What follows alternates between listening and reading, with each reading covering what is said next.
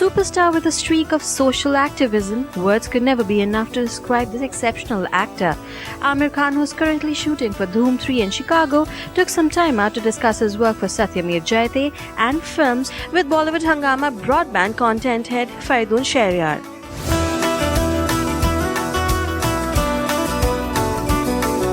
So enjoying the entire excitement that Satyamev Jayate has developed. You had one more episode that came on TV, and I think the response has been fabulous to that as well.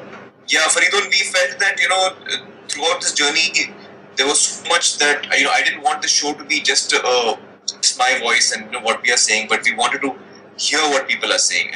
From our side, we had made so many efforts to collect the voices of people. Persistent is a company we had hired for this purpose to grab everything on the net. And then, of course, we had people writing in letters. So all of this, we felt is very important to share with people. And every week I've asked the question to people. Every week people have answered what their opinion on that topic is. We have requested people to support certain organizations which are doing good work, which we have selected. So that money has been collected. How much has been collected? Which organization has it gone to? So in this short while, whatever has happened, we wanted to share it with people because we felt it's very important for them to know what's happening.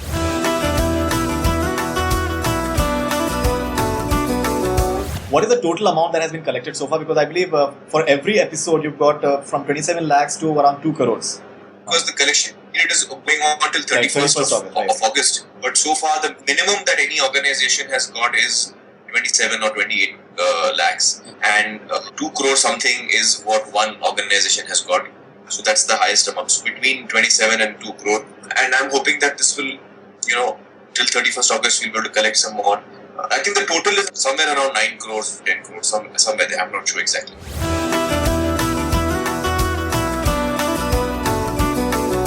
When you had started off and we had done an interview with you, and even after that when I had met you, one thing that you had said I think quite a few times, that apart from the impact that you want to create with this show, most importantly what you want to do is that people should bring a change within themselves. And that is something which I think has come forth in many ways, the way people have come forward and the way people have at least started talking about many of these things, because many of these issues were there. People knew about dowry and child sexual abuse and female infanticide as well, but just get the details about it and the impact of it and even the alcoholism is something which is unprecedented. So the change within people, how do you react to that? What sort of inputs have you got from people in general? Well, actually, my team and I are very thrilled with the kind of emotional connect that people have had with the show. And exactly what we wanted is that, because we have always believed that with information and knowledge, we can empower people.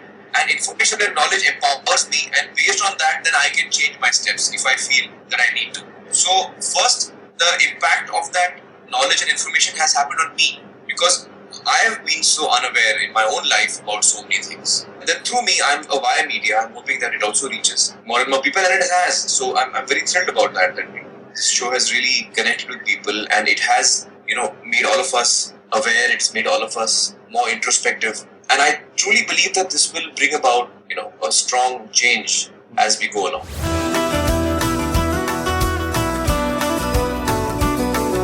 What has happened is that you've been working on this show over the last 3 years, and apparently you had a very small core team of 3 people, Nancy Fernandez, Swati Chakravarti and Satyajit Bhatkal. And apparently you guys were just meeting every day, and even during the entire night, many a times you guys were just brainstorming and just thinking about it. I think you've spent around 3 months on every episode in terms of researching and just doing the groundwork, and apparently you've had around 1600 hours of footage. Yeah. The question that a lot of people are asking is that Aamir Khan कोई आसान काम क्यों नहीं कर सकते हैं?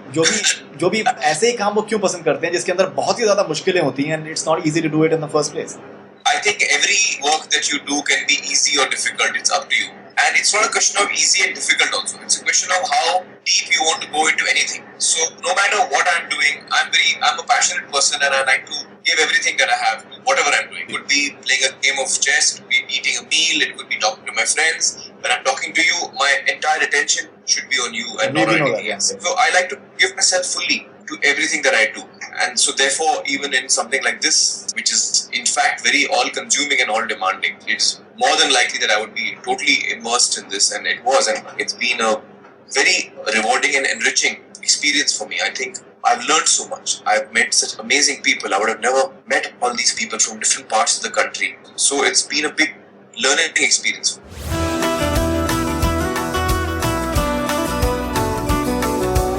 had 13 episodes, and almost I must say every episode has been spoken about. You've had different issues and there has been huge impact as well. But personally, as someone who's been associated with this, and if you have to look at it objectively, which particular issue that you think has really brought about a change within yourself, or you felt that has had the maximum impact? Well, Faridoon, all the topics are important to all of us, and it will be very difficult for me to pick out any one, but I would like to say three things over here. One is that in terms of the episode, the last episode was probably the most important for me, because it reminds us that our forefathers who fought for our independence, what was their dream of India? What were they dreaming? And what hopes did they have when they were fighting for an independent India? When they were fighting against the British and they were sacrificing so much, what was reaching in their hearts? And whether it was our leaders, our national leaders, or whether it was a common man on the road, that generation of Indians has sacrificed a lot to give us our independence. And the dream that they had, they wrote down in the form of the preamble to the Constitution, जो हमारे संविधान का पहला पन्ना है. So that first page tells you what their dream was.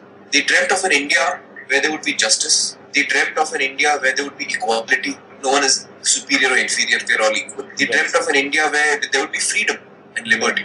They dreamt of an India where there would be fraternity and brotherhood. So these were the four important pillars of their dream. And that last episode reminds us of that dream. And it reminds us, and it makes me want to promise to myself that I will try and do everything in my power to fulfill that dream that they dreamt when they fought for our independence. The independent country we are living in today is because of them. This was their dream. Can we move towards achieving it in a very holistic way, in a wholehearted way? So I should make every attempt from my side as an Indian to fulfill that dream. And that is what the last episode tells us. So I find that very inspiring. So for me, that is the most important episode. Because if we do that, then the other topics also get covered in that. The other two things I'm going to tell you, Faridoon, over here is that in the entire 2-3 years of work that we have put in, the two main things that have come up, two big learnings, if I can say, for me, has been that one of the biggest stumbling blocks for us as a society has been this patriarchal thinking. Patriarchal thinking means a society which believes that men are superior to women, and therefore they have more rights, they should have more rights, they should have etc. etc. etc. So that kind of thinking, according to me, is very harmful to the healthy growth of a society and for a better and happier society. So that patriarchal thinking which says that men are superior needs to be addressed. We need to realize that men and women are both equal. Our constitution tells us that, but we often forget it. In our hearts somewhere as Indians, we're living with this patriarchal kind of thinking. This patriarchal thinking is there in men and in women both. And this is the thinking that really disturbs our country on a lot of levels. And I'll tell you how. Very simple thought I'll tell you is that the center of any family is the mother. The mother is a woman. When that woman is born and she's a girl, we have to realize that we have to make her strong. So you have to feed your daughter properly. You have to educate your daughter properly. In terms of health issues, you have to look after the health of your daughter properly. In India, unfortunately, first of all, people indulge in female feticide.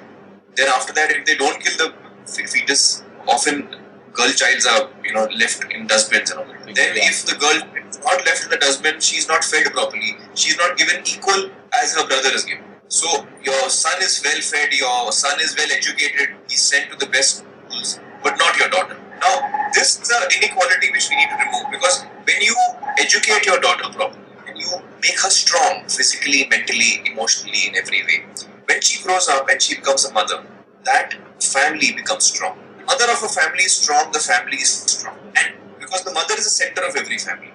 And when the mother of the family is strong, the family is strong, the family is strong, the nation is strong.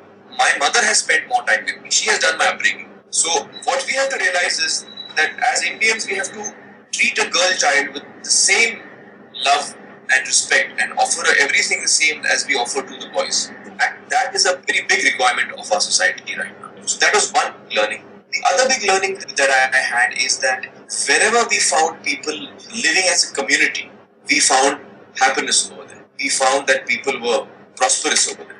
Even financially, economically, in every way. Wherever people were working as a community, as one. So whether it's villages, whether it's mohallas, wherever we found that people are thinking, कि यार ये तो मेरे लिए अच्छा है, मैं कर लेता हूँ, बाकी let it be whatever happens. There's a breakdown of society and there's a downfall. If you go to a village where you see people are working collectively, there you find that the village is prospering. So because they are able to deal with things in a good way. So where people are not caste conscious or religion conscious or other things conscious, and they work as a community, there we have found that people are successful. So this is a big learning for us, where you have to always think that what is good for everyone is also good for me. If that kind of thinking we can ingrain in ourselves, then it will go a long way in bettering our society.